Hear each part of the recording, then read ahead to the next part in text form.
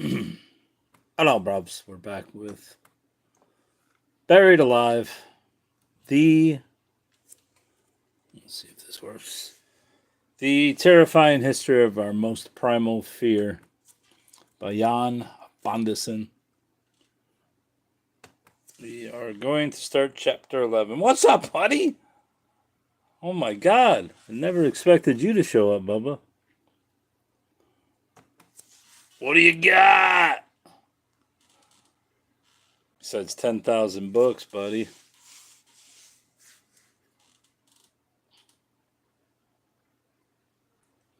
Hey, have you and Mike seen Vampires? Let me find this film. Probably won't. You probably won't want to review this. It's got too much nudity in it. Vampires, the erotic horror classic is reborn. You never leave, buddy. This is your home. This is your home away from home, Bubba. Alright, let me put this. I got a couple vampire movies. What else do I got? I have all the Howling movies. Have you seen those?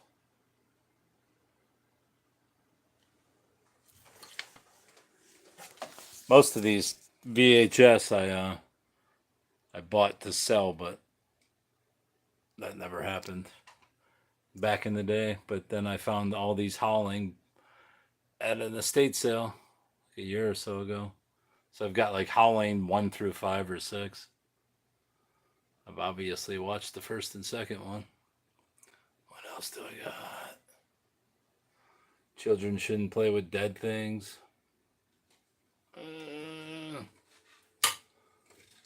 Much of that's just junk. Junk. It's just junk. There's some Pokemons. My kids' Pokemons. What else? Vampires. There you go. Halloween SpongeBob. Anyway, that's all. Let me put this in here and I'll start reading this mother effing book. Chapter 11. What? What are you doing to me, buddy? Chapter. Why? Oh, I'm pushing control instead of enter. No, I did it again. Shift. Shift, you dumbass. I can't do it. I'm failing. Failing the team. Chapter 11. There you go. All right. Let's do this. Let's do this bullshit. Let me open this. Close that. Turn down the volley. This way I'll have to read it on my phone. The other weird thing is when I put this in, what's it called when you do it the long way? Horizontal view. It's like it hides it and doesn't allow it to be showed in live stream listings. So that's why I went back to this, because every time I went to the wide view, it would not, literally no one ever came. So there's something going on with that. They want you to go in this mode. Were people really buried alive? Chapter 11. A horror of great darkness all around lies on my soul. Darkness that one may feel its interpenetrates through all dose steel, like a dead icy heart chill, so profound and numb that that very being seems icebound. Oh God, in mercy now reveal. Break off this living tomb, the sevenfold seal. Buried alive, I feel as underground. Cast me not off from this dumb living tomb. All right. We can do it for you, buddy. As recently as 100 years ago, Several writers claim that every year a very considerable number of people were buried before they were dead. A frequently repeated argument in alarmist propaganda was that the number of people falsely diagnosed as dead but saved by lucky accidents implied that many more victims of similar mistakes had been condemned to a hideous death below ground. None was more vehement than the aforementioned John Snart in condemning the careless and callous physicians who buried their mistakes alive. He claimed that for every apparently dead person saved from premature burial, there were 1,000 others less fortunate. In Herr Koppen's previously quoted treatise, a German military doctor connected with the Prussian general staff stated that, in his opinion, 1/3 of humanity was buried alive. I mean, that seems absolute bullshit, but Francois Thierry, Doctor Regent of the Medical Faculty of Paris, claimed that 1/3 or perhaps half of all who died in their beds were not actually dead when they were buried. Let's get a little more light over here. Johann Peter Frank was content with stating, from what evidence is not known, that he believed that the number of people buried alive was greater than the number of suicides. In the 19th century, there was also much speculation about what proportion of human beings were buried before they were dead, with some sensational claims from the alarmists. Snart speculated that 10% of his countrymen were prematurely buried. A Swedish physician offered the same rash conclusion. In his country, 1 out of 10 people were buried before they were dead. Hyacinth Legern thought 1 out of 2,000 buried were still alive when put in the earth. His fellow propagandist, Dr. Léonce Lenormand, upped this figure to 1 out of 1,000 buried. Writing in 1897, Dr. De Petra Santa, editor of the journal d'Hygiene, adjusted it downward to 2 out of 10,000. At about the same time, the French alarmist B. Gobert claimed that 8,000 Frenchmen were annually buried alive. Was the nation rich enough to survive this severe draining of its resources? Using similarly dubious and unclear arguments, the Englishman J.C. Ouseley thought that 2,700 people per annum were buried alive in England and Wales, but Dr. Stenson Hooker estimated that the annual number of prematurely interred Britons was closer to 800. The Italian cleric Camillo di Lellis claimed that many hundred Italians were annually buried alive. The American attorney Marvin Dana, writing in 1897, declared that an American was buried alive each week, and Carl Sextus, another American, was convinced that 2% of his countrymen were prematurely buried. Sextus claimed to have collected 1,500 cases of premature burial over a period of 18 years. When the Fort Randall Cemetery near Rochester, oh no, camera's messing up, was removed in 1896, a Mr. M.T.M. Montgomery found that 2 out of 100 corpses bore evidence of having been buried alive. One of them was a soldier who had been struck by lightning. When the lid of the coffin was lifted, it was seen that the arms and legs had been drawn up as far as the confines of the coffin permitted. The other case was more ludicrous. The body of an alcoholic was found with the legs drawn up and the hands clutching the clothing. In the coffin was also found a large empty whiskey flask. Mr. Montgomery concluded that this exhumation showed that approximately 2% of all Americans were buried before they were dead, just as Sextus had predicted. Tabb and Vollum quoted this figure with approval, concluding that premature burial was definitely not rare.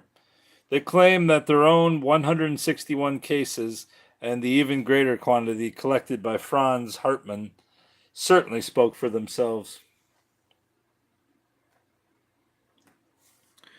A thorough review of the literature on apparent death and premature burial would rather support the opposing view of Bouchet, Walsh, and other skeptics, that these figures were highly exaggerated.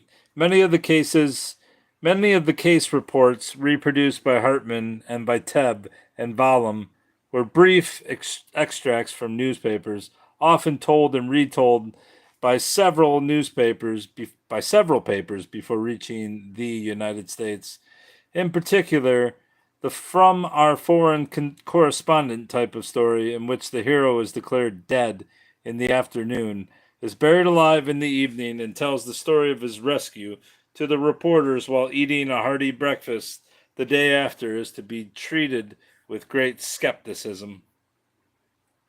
It is well known that the more unscrupulous 19th century reporters deliberately falsified thrilling stories to sell to newspapers, and accounts of premature burial were of high popular interest.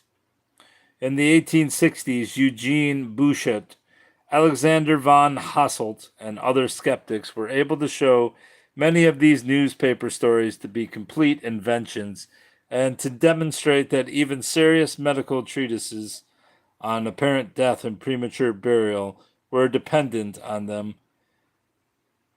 Nor is it possible to give much credence to cases of alleged premature burial where the individual has survived several days in an airtight coffin under 6 feet of earth. The 18th century German physiologist Ernst Hebenstreit had made inquiries into the question how long a human being would survive under these conditions. He calculated that the air content could not last more than 60 minutes, and the majority of later writers on this subject have agreed. In 1859, a Dr. von Roser wanted to settle this question by means of experiment. He buried a number of rats and mice alive in a coffin and dug it up after a couple of days to see how many were alive. The animals had kept alive by eating each other, however, and some had gnawed through the coffin and dug their way out. Dr. von Roser then decided upon another experimental strategy. He shut a large dog into an airtight coffin with a glass lid. After 2 hours, the struggles of the wretched animal intensified. The dog fell over, and after 3 hours was declared dead. Dr. von Roser concluded that since the dog's body took up less room in the coffin than a human body, his findings were well in line with Hebenstreit's calculations. Much of the core evidence of the argumentation of the anti-premature burial alarmist is derived from accounts of corpses and skeletons found in unusual positions upon exhumation of coffins.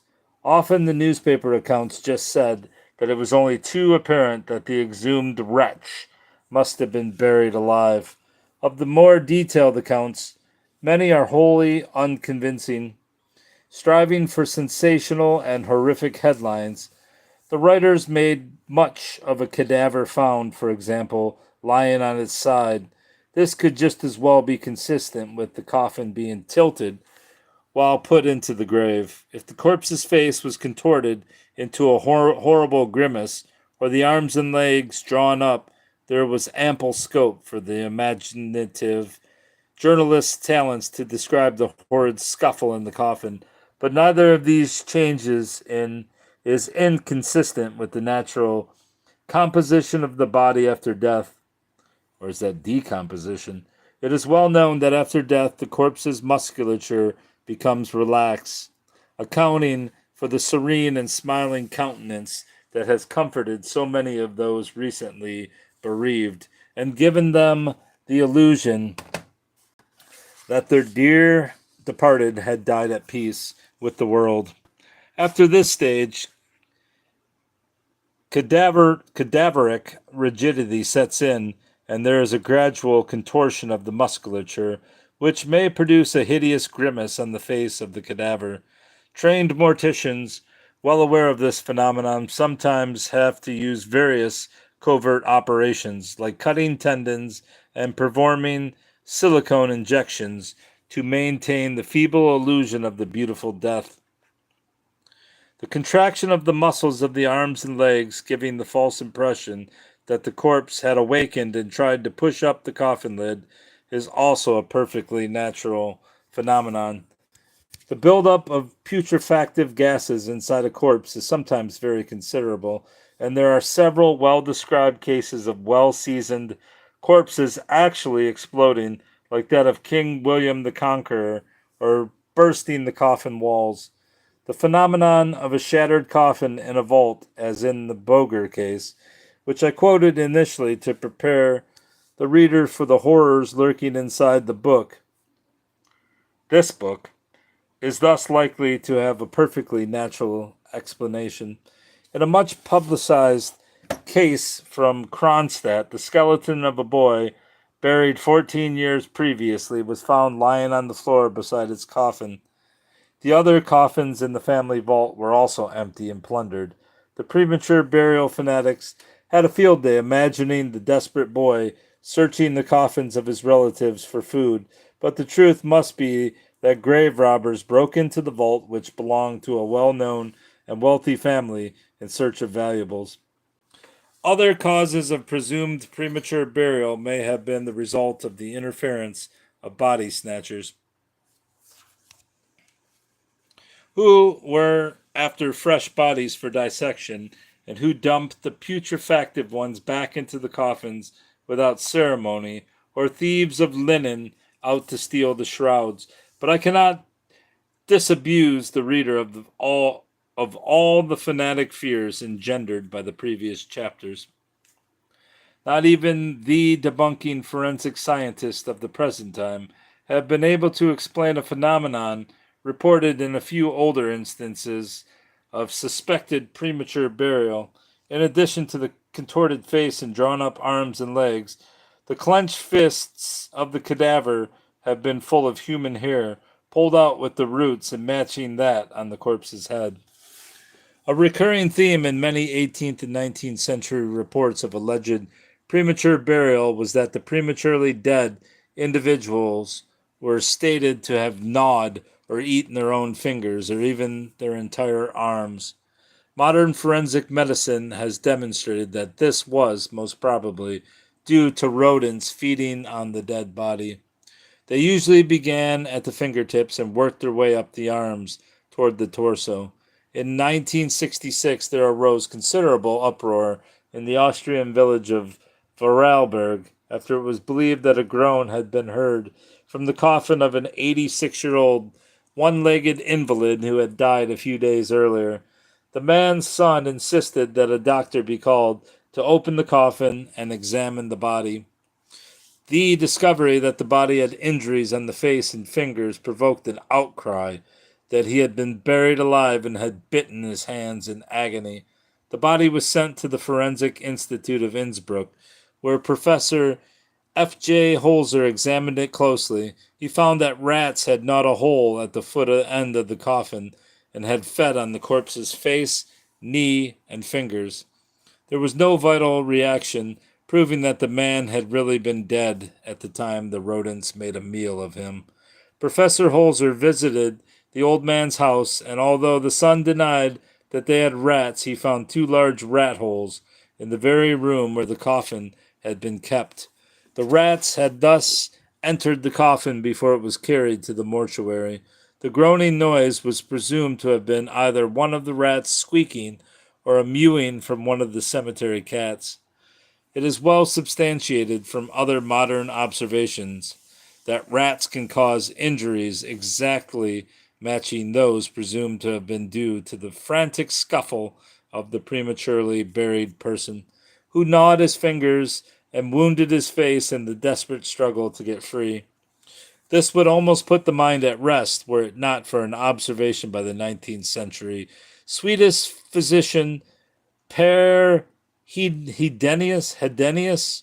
Some young students had decided to walk across the frozen Öresund from Lund to Copenhagen On their way back, however, the ice was broken by a storm. All the students were saved except one who was found dead on a block of ice where he had desperately tried to keep alive in the bitter cold. All his fingers were missing, and the doctors thought that he had eaten they had been eaten by some bird of prey attacking the body, but at autopsy their gnawed remains were found in his stomach. But what about the cases where a cry for help was heard from the coffin? Under the heading Noises from the Tomb, Tabb and Volume reported 3 of these instances. The Sunday Times of December 30th, 1838, told the tale of a deceased Frenchman from Tonneins who had been duly declared dead. But when the gravedigger threw the first shovelfuls of earth on the coffin, an indistinct noise was heard to emerge from it. Terrified beyond description, the gravedigger fled to seek assistance. The coffin was opened, and the man's frightfully contracted countenance was considered sure proof he had been buried alive. A doctor opened the vein, but no blood flowed. The sufferer was beyond the reach of art. There was also a case of smothered cries coming from a coffin put in the cemetery watchhouse in a village near Naples, and another of moaning emerging from the coffin of a recently buried Russian girl. But when the coffins were opened by the trembling hands of the distraught vergers, who expected to see a hideous spectacle inside, the corpses were found to be dead and still. These stories recall the screaming corpses of Garmand's Miracles of the Dead and Michael Ramp's noisy cadavers that ate their own shrouds. They share a common origin in the same eerie phenomenon. In some instances, the buildup of intestinal gas inside the cadaver emerges through the throat, passing through the voice box and producing the so-called Totenlaut, a sometimes quite loud moaning noise. It is interesting to reconsider sometimes quite loud moaning noise.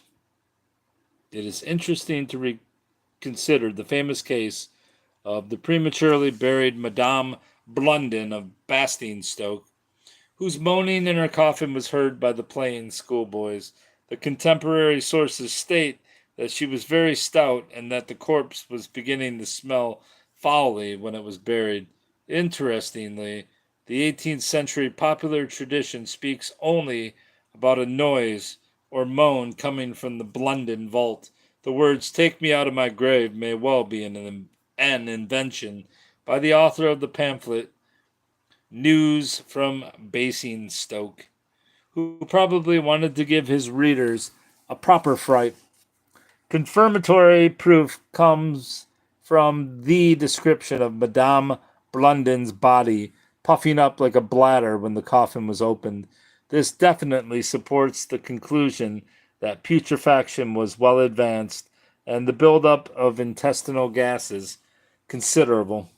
Perhaps with this novel information at hand, the city fathers of Bastingstoke should appeal the fines imposed against them in 1660. But what about the horrific Swedish case that I also quoted in the introduction to Curdle?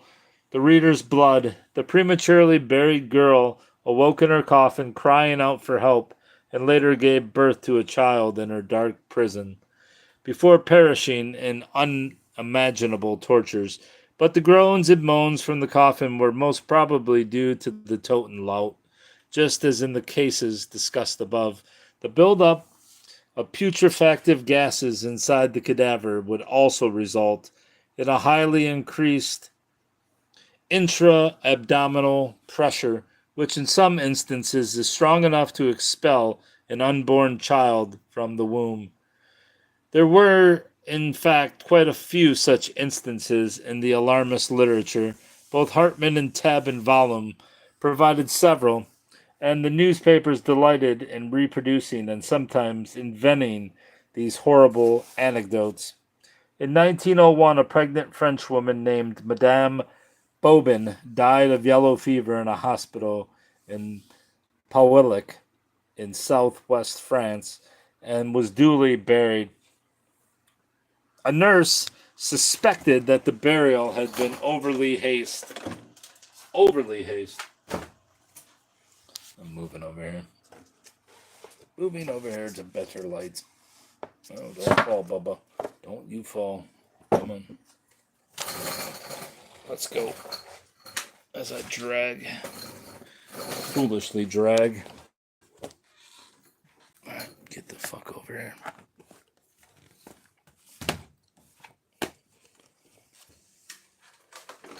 Mm-mm-mm.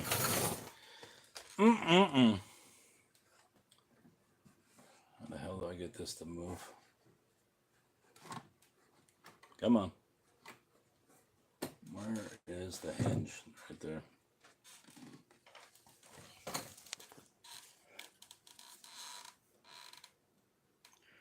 Both Hartman and Tebb in volume provide several, and the newspapers delighted in reproducing and sometimes inventing these horrible anecdotes.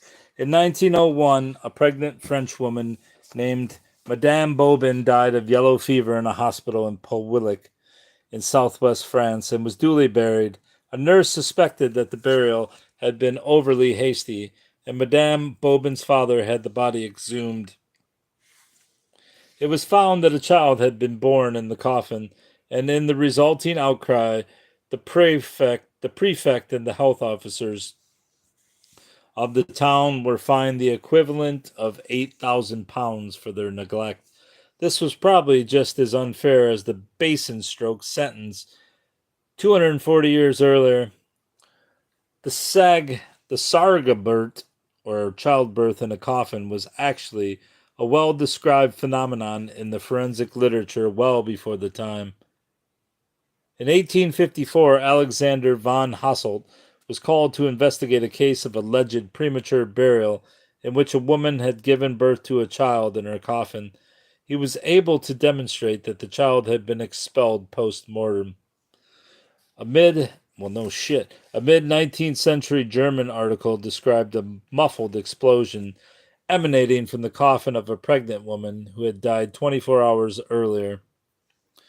Upon investigation, it was obvious that the unborn child had been expelled from the womb with considerable force. There were other similar observations on record, and if Franz Hartmann or Tebb and Vallum had wanted to examine the truth of the newspaper anecdotes they quoted, the facts would have not been difficult to find. A German review from 1941 lists 100 instances of childbirth in coffin and remarks that in the 18th and 19th centuries, many of them were originally reported as premature burials.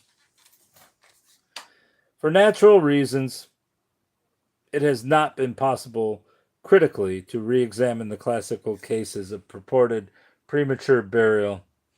The one exception comes from Denmark, where the so-called mystery of Gertrude Birgit Bodenhoff caused much stir in the 1950s. This immensely wealthy 19-year-old widow had died in 1798 after an unspecified illness lasting 6 days. She was buried in the family vault in the Assistens Cemetery in Copenhagen. There was a persistent tradition repeated in several Danish families, and particularly well known in Copenhagen, that something horrible had happened to the young widow after her burial. 2 grave robbers had broken into the Bodenhoff family vault and opened the recently buried Gertrude Birgit Bodenhoff's coffin to steal her jewelry. As they brutally tore one of her earrings off, the abscess in her ear, which had caused her death, ruptured, and the woman awoke from her trance. The 2 robbers were startled to see her sit up in her coffin and look about her in a confused manner, successfully taking in the full horror of her situation.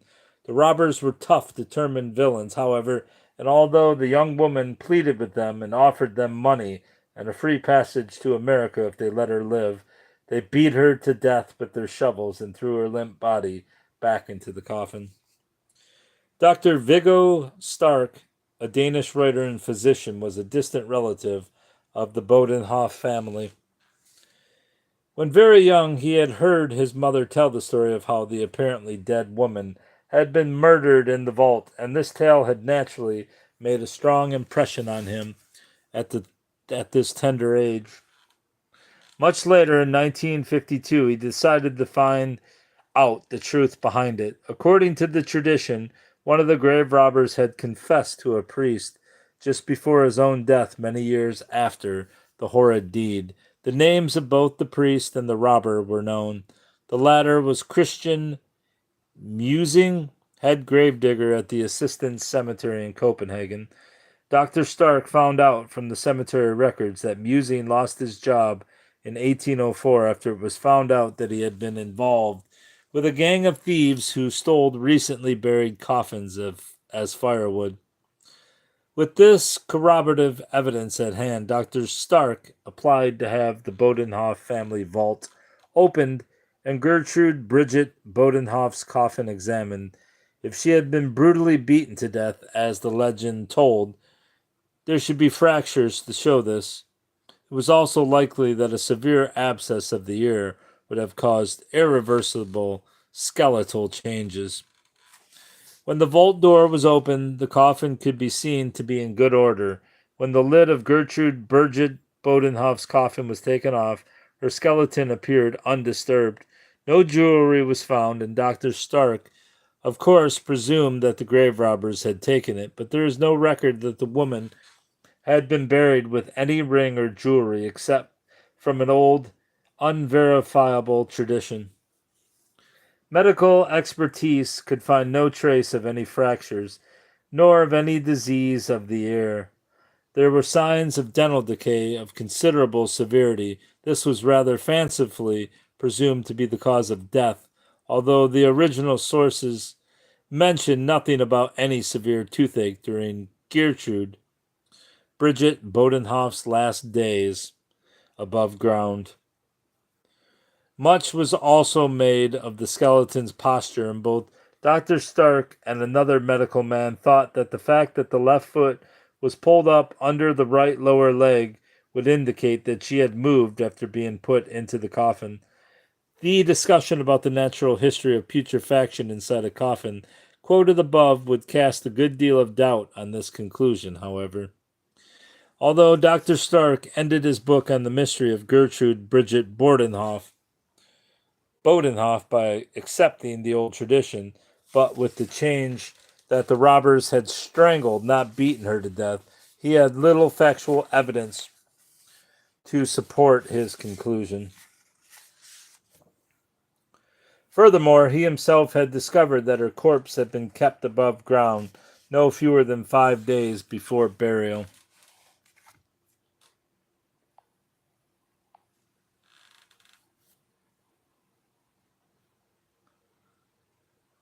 Is it really possible that they would have buried her if there had not been signs of putrefaction after such a long period of time?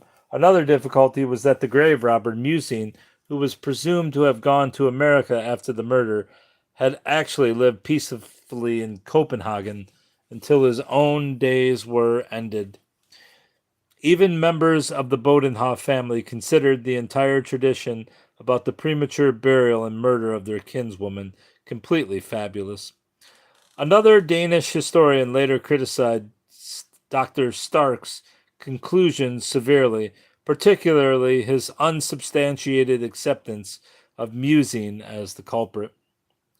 The strongest argument of all against the tradition about the premature burial and murder of Gertrude Birgit Bodenhoff is, of course, as the reader of this book knows, that it is a version of the extremely powerful and widespread legend of the Lady with the Ring.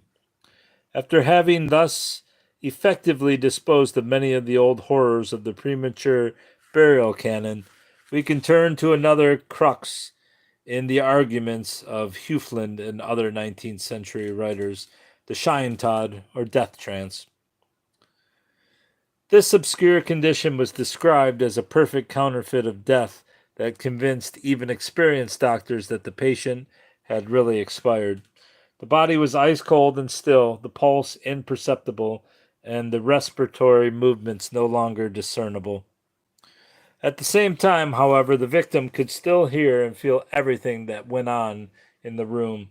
Although she was incapable of moving or speaking, modern medicine does not admit that there is such a disease, and historians have used this as an argument to doubt such a disease, to doubt or even to ridicule Huflin and his fellow believers in the Shinetot. But as we will see, it is not always valid to draw conclusions about the diseases of olden times using only arguments from present day medical textbooks. An instructive case of death trance was reported by the Austrian physician C. Flendler in 1820. He had occasion to observe in Vienna a 15-year-old girl who had suffered from what was interpreted as intermittent epileptic seizures for not less than 3 weeks. The seizures, the seizures were lengthy and severe, and Johann Peter Frank, who was consulted by Dr. Fendler and his colleague Dr. Schaefer, feared for the worst. The following evening, the patient collapsed. The three doctors tried to revive her for several hours by means of strong smelling salts and ammonia. They pinched her mercilessly and plunged needles into her feet, but the patient remained senseless and still. They next resorted to galvanism, but the patient showed no reaction. Even Frank was then prepared to admit defeat, but being well aware of Huflin's teachings about the Shinetot, he advised that she be kept in a warm bed until putrefaction was apparent. After 28 hours, the girl's relatives thought they could smell putrefaction from her corpse, and they wanted to prepare her for funeral. The funeral bell was rung, the girl's lifeless body was dressed in a white gown, and her friends put a wreath of flowers in her hair. Dr. Fendler was yet another disciple of Huflin, however, and he came barging into the room saying that he wanted to undress the corpse once more to obtain definite proof that putrefaction had taken place. Such behavior from a medical attendant would today have been thought eccentric and rude, but the German people had become used to the excessive safeguards against premature burial, and the girl's relatives meekly walked out and let the doctor tear her clothes off. But Dr. Fendler found no signs of corruption. Instead, he thought he could see a weak respiratory movement of the chest. After having applied liberal amounts of strong itching powder, Dr. Fendler managed to induce the girl to open her eyes. With a smile, she said, "I am too young to die." She later recovered totally and told her physician that although she had been completely unable to speak, move, or even open her eyes, she had heard and understood everything her doctors said.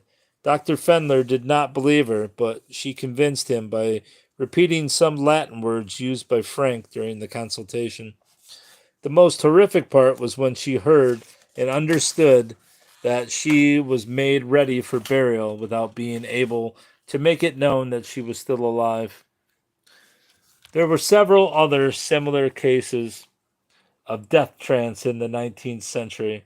In one instance, reported by Dr. M. Rosenthal of Vienna, a 24-year-old woman was declared dead by one doctor, and another doctor advised her family to await the first signs of putrefaction before burial.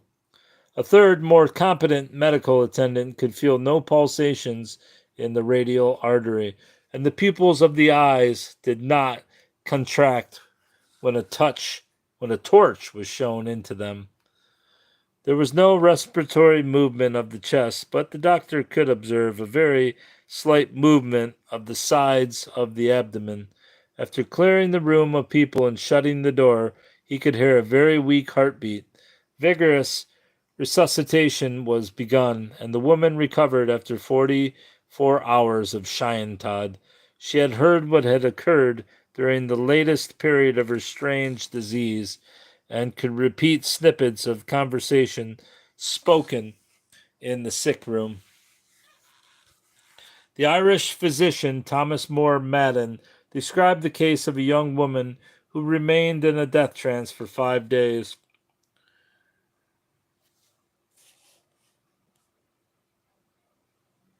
Her body was ice cold, the pulse was imperceptible, and the respiratory movements could no longer be detected.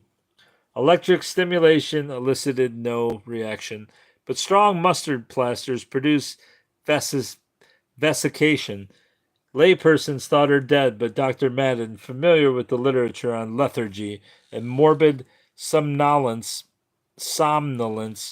in younger females, advised continued observation over her lifeless frame. On the morning of the 6th day of her death trance, she suddenly awoke, called for her clothes, and wanted to come downstairs. The London physician Dr. C. H. Miles observed a similar death counterfeit, lasting 6 hours in a 22-year-old woman.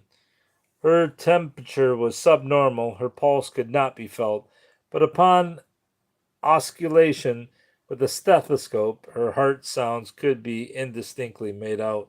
Dr. Miles feared that if the attending physician did not take care, a patient with this kind of death trance could actually be buried alive. The Philadelphia neurologist Silas Weir Mitchell was once consulted by the parents of a histrionic young woman who was suffering from remarkable death-like spells. These spells could be provoked by some person's teasing or annoying her, or indeed if certain topics were brought up in conversation. Before the consultation, her parents solemnly warned Dr. Mitchell what topics were taboo, but Dr. Mitchell was unkind enough to talk about just one of these subjects, probably because his curiosity had got the better of his good manners, and he was keen to see one of her death trances firsthand. She immediately said, "I am going to have an attack. Feel my pulse. In a few minutes I will be dead." The pulse rate went up, and the patient fell back in her easy chair. She then said with what Dr. Mitchell recognized as the typical indifference of the hysteric, "Now watch it. You will be amazed."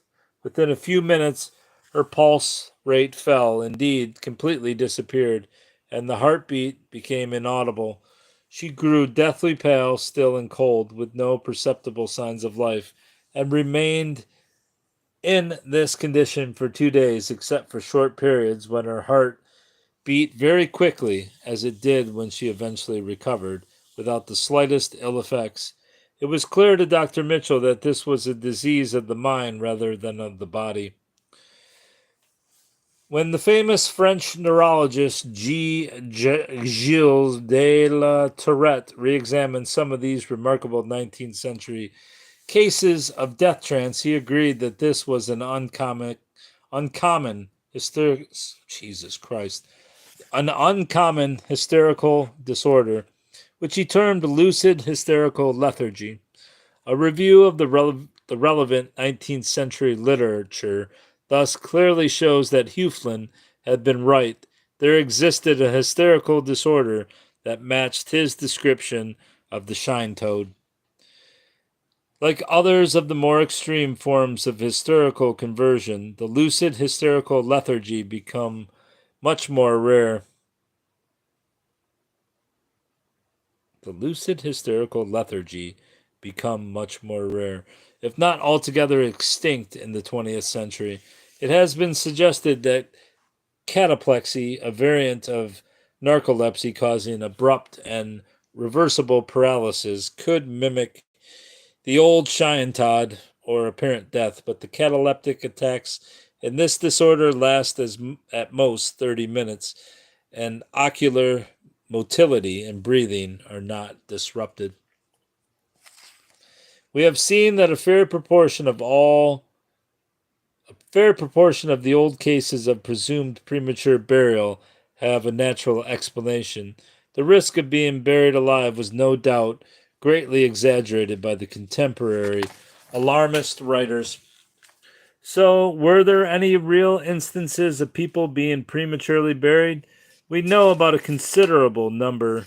We know about a considerable number of cases from the 17th century, right up until our own time, of people who were falsely declared dead but who revived before burial.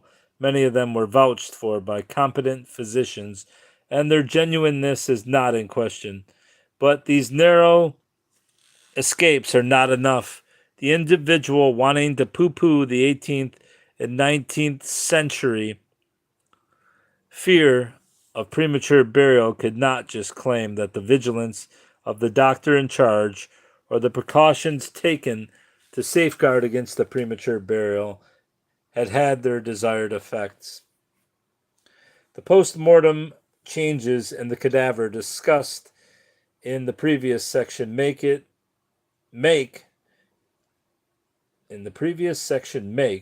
it is very difficult to draw any conclusions whether an individual was alive or dead when buried from the attitude of a skeleton or a cadaver. What the hell is the attitude of a skeleton or cadaver? Another conclusion from the previous chapters is that the frequent distortion or even invention of newspaper reports of premature burial deprives these records of any credibility.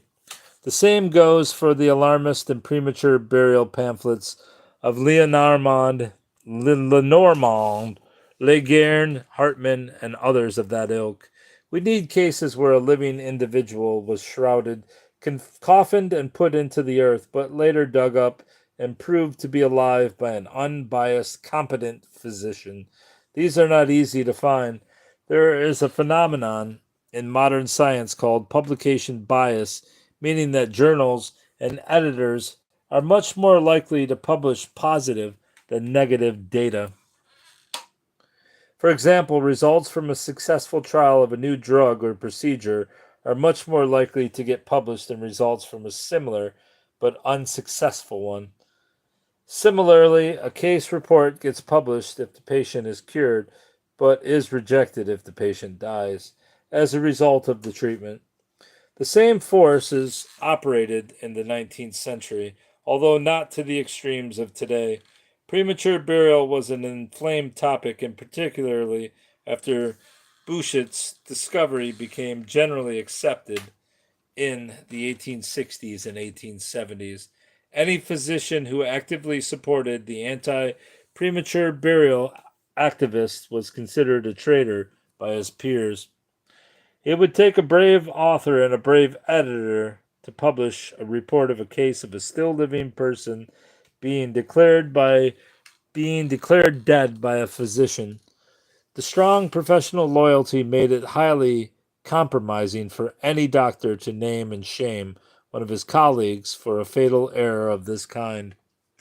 The doctor who signed the certificate was, of course, even less likely to publish the event in any way.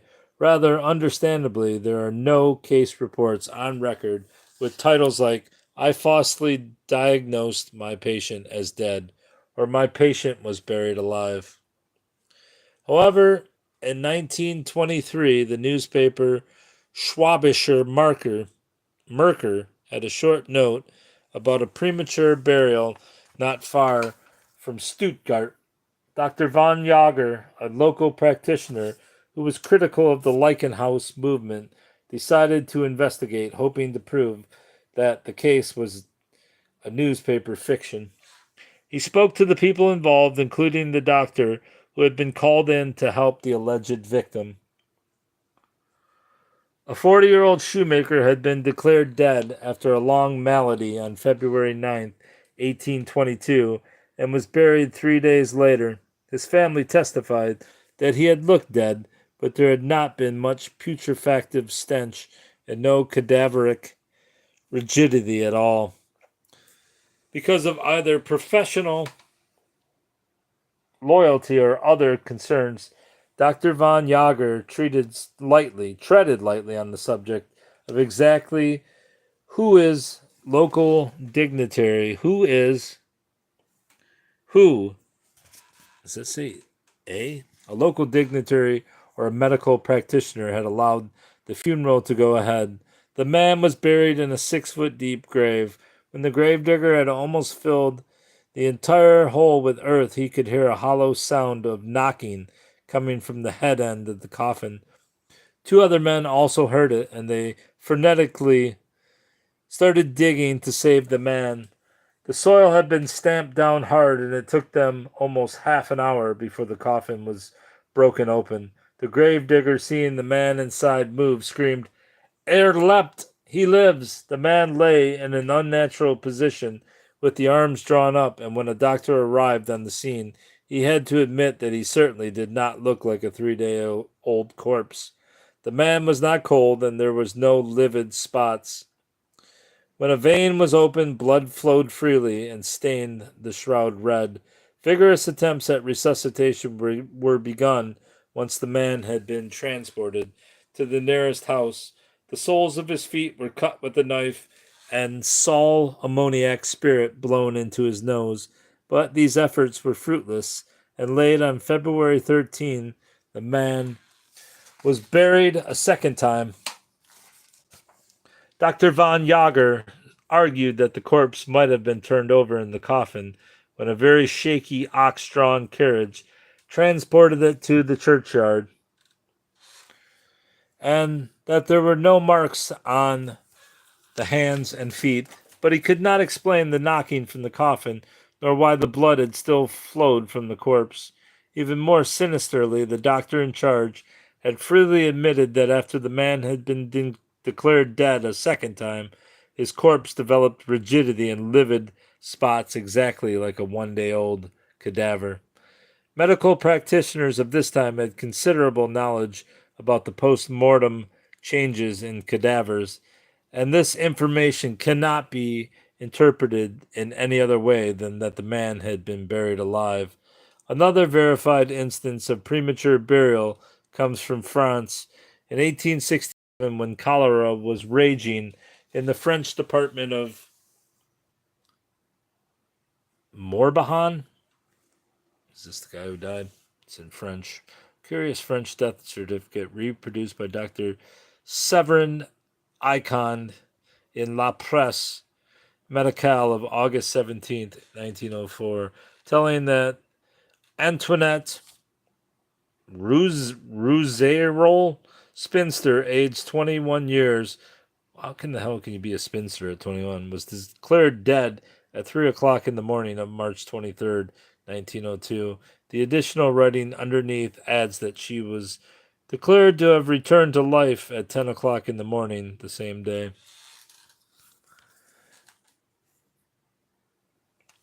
Another verified instance of premature burial comes from France. In 1867, when cholera was raging in the French department of Morbihan, the 24-year-old Philomene Jeannetre suddenly fell ill with generalized weakness and a severe headache as the main symptoms. The doctor who was called suspected cholera. As Mille Jeannetre's condition quickly deteriorated, the local priest came to administer the last sacraments. In the evening, she appeared to have died. The body was put in the coffin 1 hour after her presumed death and was buried in a grave 6 feet deep 5 hours later. It is again not mentioned whether she was examined by a doctor after death, and who the priest allowed this hasty funeral. The priest allowed this hasty funeral. But when the earth was poured onto the coffin, Philomel Jeannetre knocked against the coffin lid, and this was fortunately heard by the gravedigger. The coffin was speedily disinterred and the woman brought out alive. A certain Dr. Roger examined her and also spoke to the people involved. He had no doubt that she had been buried alive. Philomel Jeannetre died a few days later and was buried a second time. The case was published in 1870, not by Dr. Roger, but by the forensic specialist Alphonse Deverger. In 1874, the French skeptic M. Touré, an associate of Dr. Buschitz, who investigated reports of alleged premature burials, wrote to Dr. Roger to inquire whether he was sure the patient had really been alive when taken from the coffin. The doctor rather unwillingly replied that this had definitely been the case. She had breathed, and there had been distinct rhythmical sounds in the region of her heart. There was no muscular rigidity, and Dr. Roger clearly saw one of her muscles contract and her eyelids move. The influential forensic scientists Paul Bruardel and George Puppy Poopum accepted this case as one of live burial. Dr. Dr. Pupe presented another one. A German gravedigger was carrying the coffin of a 14-day-old child to the grave. The child had not been seen by a doctor either before or after death, it was claimed. But this had not prevented the authorities involved from screwing the coffin shut and sending it on its way to the grave. But when the coffin was put in the gravedigger heard a weak whimper coming from within and opened it. To his horror, the child was alive and moved its arms and legs. It died the next day. In the picture archives of the Wellcome Institute in London are two curious photographs alleged to depict a Chinese beggar from the city of Nanking who had been saved from a premature burial. They are undated but probably date back to the early 20th century at least. According to the inscription, the man was presumed to be dead from paralysis and was duly buried in what must have been a shallow grave on the hillside. More than a week later, people heard knocking coming from inside the coffin, and the police and cemetery authorities were informed. On opening the coffin, they found the man alive, though emaciated in the extreme. He was taken to a hospital and eventually recovered. Without the photographs, this story would have appeared very unlikely indeed, particularly since it was stated, as in many invented stories of premature burial, that the man's paralysis had been completely cured by his lengthy stay in the narrow house underground. It is very unlikely that the cases detailed above are the only ones from the time when coffins and burial vaults first came into use. It must have Jesus Christ. It must have occurred regularly, but probably not frequently, that living people were buried by mistake. The safeguards instituted by Bruyère and his followers probably reduced the number of premature burials, as did the gradual acceptance in the 19th century of the notion that a doctor should be called to examine the dead. Still, a few genuine cases happened even in the 19th century, particularly during cholera epidemics. It was the practice to bury the dead hastily during these epidemics in order to try to stop the contagion from being passed on, and the shortage of doctors made it impossible for them to examine every deceased person. Furthermore, patients in the so-called cold stage of cholera may become surprisingly death-like without losing their chances of eventually surviving the infection.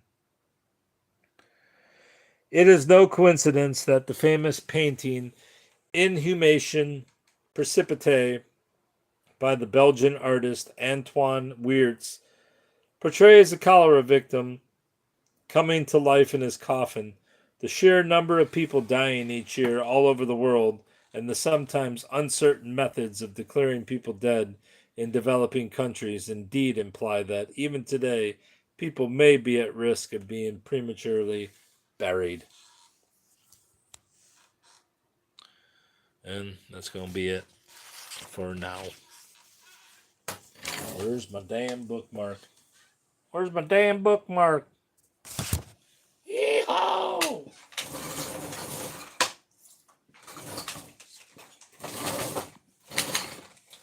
Ah. What's it say? 258? So how many pages are left? 24. All right. That's the end for now.